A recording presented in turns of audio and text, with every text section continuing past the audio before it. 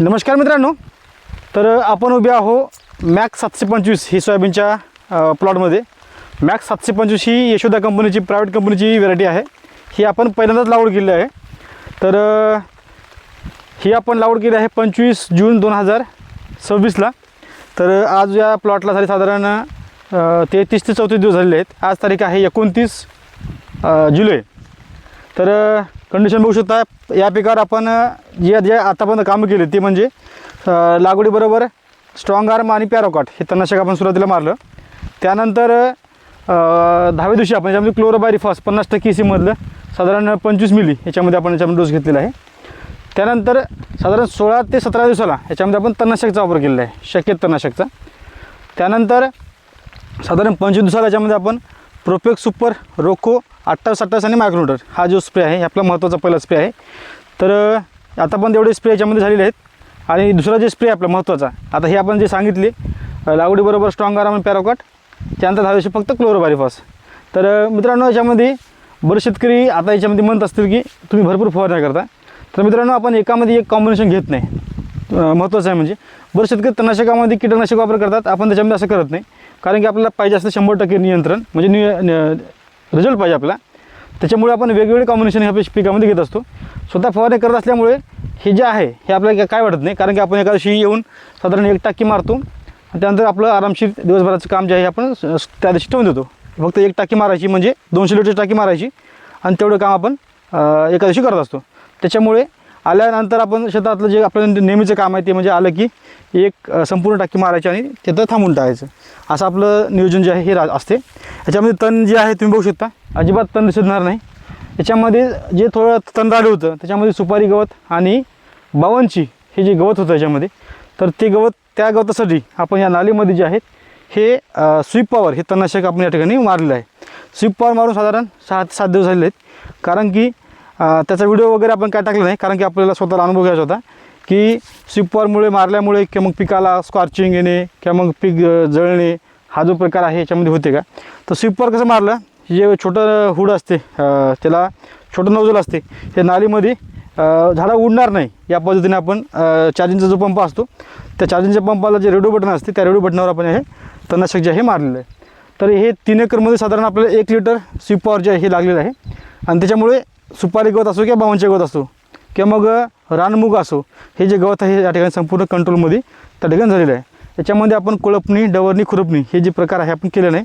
ह्याने विशेष म्हणजे हे जे शेत आहे हे मक्याचं आहे। याच्यामध्ये मक्कासुद्धा भरपूर मोठ्या प्रमाणामध्ये उगवला होता, ते सुद्धा संपूर्ण तणनाशकनं जे आहे हे मेलेलं आहे।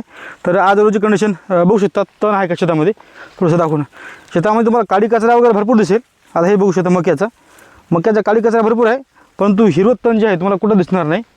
कोणत्याही तासामध्ये गेलं किंवा मग कुठल्या फट्ट्यामध्ये जरी बघितलं त्याच्यामध्ये तण तुम्हाला अजिबात दिसणार नाही, हे याच्यामध्ये आहे। कारण की बरेच शेतकरी थोडंसं मागच आहे, बरेच शेतकरी जे आहेत हे तण नियोजनामध्ये चुकत असतात, त्याच्यामुळे शेतामध्ये खर्च जे आहे वाढत राहते। आता याच्यामध्ये तण टोटल खर्च किती झाला साधारण आपला, साधारण तणनाशकामध्ये आपले 4000 रुपये लागले आपल्याला 5 एकरला। आणि स्ट्रॉंग आर्मसाठी साधारण 5 एकरचा खर्च जे 5 पुढे आहेत हे 2500 लागले। 4 आणि 2.5 साधारण 6.5 आणि स्वीप पॉवरचे जे आहेत हे आपल्याला साधारण 1000 रुपयेपर्यंत म्हणजे पूर्ण 5 एकरचा खर्च आहे साधारण 7,500 रुपये तणनाशकाला लागले आहेत। आता हे आपण खर्च जे सांगत आहोत हे 5 एकरचा आहे, आपला टोटल 5 एकरचा आहे, म्हणजे साधारण 7,500 ते 8,000 सगळं आपलं 5 एकरचं तण नियंत्रण जे आहे हे आपलं झालेलं आहे। आणि मेन म्हणजे फवारणी स्वतः केल्यामुळे हे संपूर्ण शक्य झालं। याच्यामध्ये आपण मजुरांना वगैरे लावलं नाही, त्याच्यामुळे जी मजुरी आपण याच्यामध्ये पकडणार नाही। तर अशा पद्धतीने आपलं संपूर्ण नियोजन जे आहे हे आतापर्यंतचं आहे।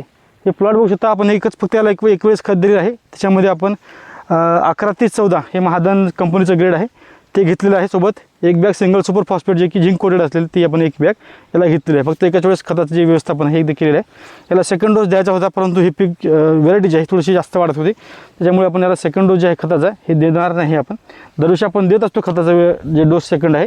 यावर्षी पिकाची थोडीशी वाढ चांगली आहे। पाणी जे आहे आमच्या भागामध्ये हे फक्त पिकापुरतच पडत आहे, अजून जमिनीच्या बाहेर म्हणजे शेताच्या बाहेर हे पाणी नक्की वाहिलेलं नाही। फक्त मोजका पाऊस पिकापुरताच पाऊस पडत आहे। रोज संध्याकाळी 1 सटक जे आहे हे रोज येत आहे, साधारण 5 मिनटं 10 मिनटं 15 मिनटं एवढा पाऊस पडत आहे रोज संध्याकाळी। दिवसभर थोडंसं राहते म्हणजे थोडंफार झिमझिम वगैरे पडते, परंतु संध्याकाळी न चुकता पाऊस जे आहे हे दररोज पडत आहे. शेताच्या बाहेर आणखी पाणी या ठिकाणी वाहिले नाही. हे काळी कचरा शेतामध्ये असाच आहे.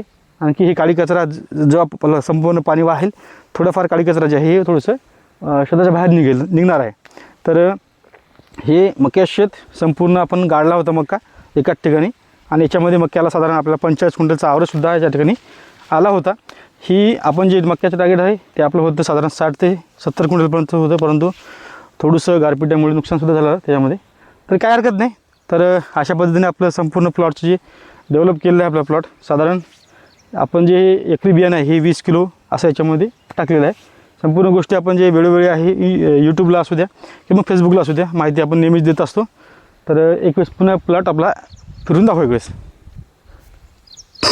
तर अशा पद्धतीने आपला हे प्लॉट 3 एकरमधला या ठिकाणी आपण दिलेलं आहे, म्हणजे घेतलेलं आहे.